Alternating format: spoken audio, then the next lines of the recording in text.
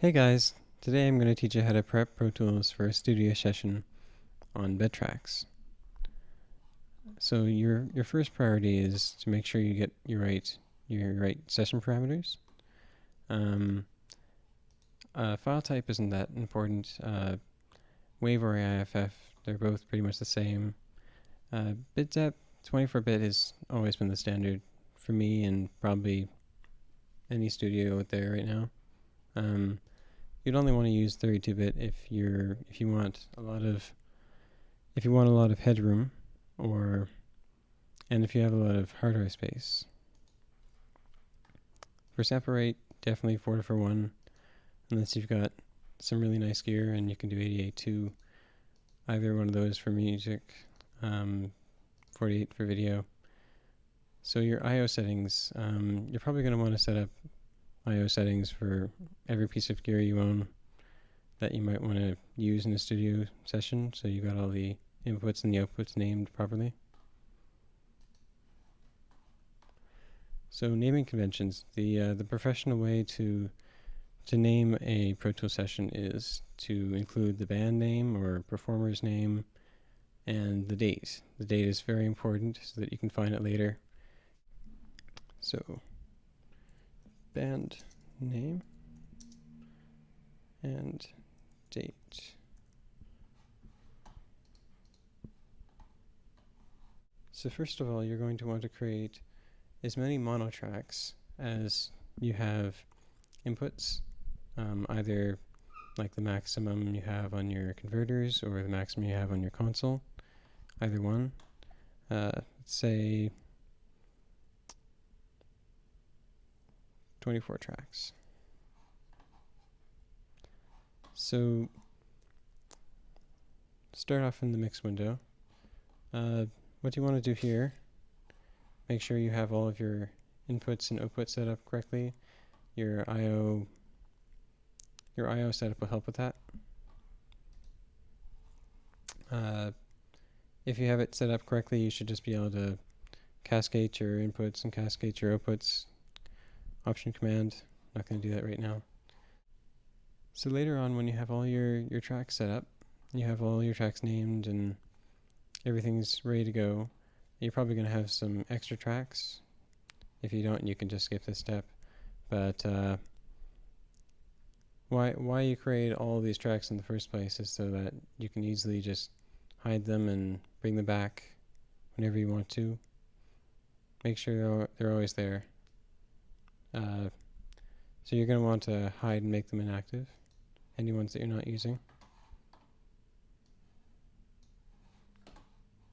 And to make them active again, just right-click, make active. Pretty simple. Alright, so the edit window. Your objective here is that you want to clear up as much screen real estate possible for your tracking, so that you can see every track that you want to record on or play back from, so that everybody can see it.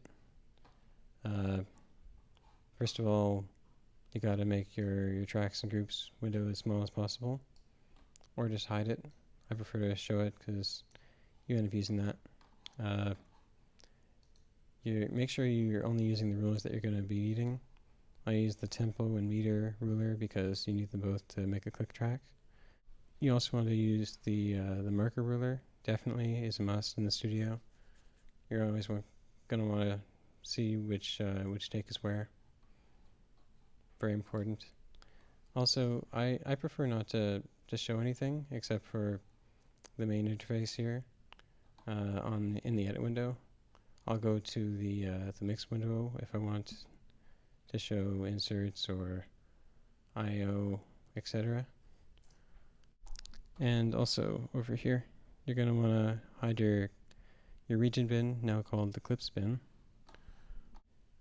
And the last thing you're going to want to do when clearing up space and making sure everything's visible is to fit all of your tracks to window so that you can see them all.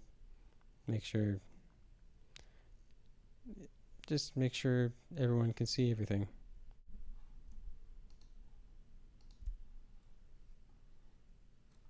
Another thing you want to do when setting up a session is to create a click track. Make sure it's set to the right output, and make sure it's something that's nice and comfortable. I prefer marimba 2, not too loud, so mine at 6 dB about. Another helpful trick when you're setting up a Pro Tools session is to make sure that your default color coding is set to groups on both your tracks and your clips, so that everything is colored according to group, and you can tell where your drums are, where your guitars are. So my final tips for you guys are showing your expanded transport, showing your big counter, and showing your memory locations. You need the expanded transport just so that you can see everything. Like, you're going to need everything, so show it. Also your big counter, make sure everybody can see what time like each take is at when you click on it. And your memory locations so that you can recall any markers and play back or re-record from wherever you need to. Alright guys, thanks for watching my video. Hope you enjoyed. See you later.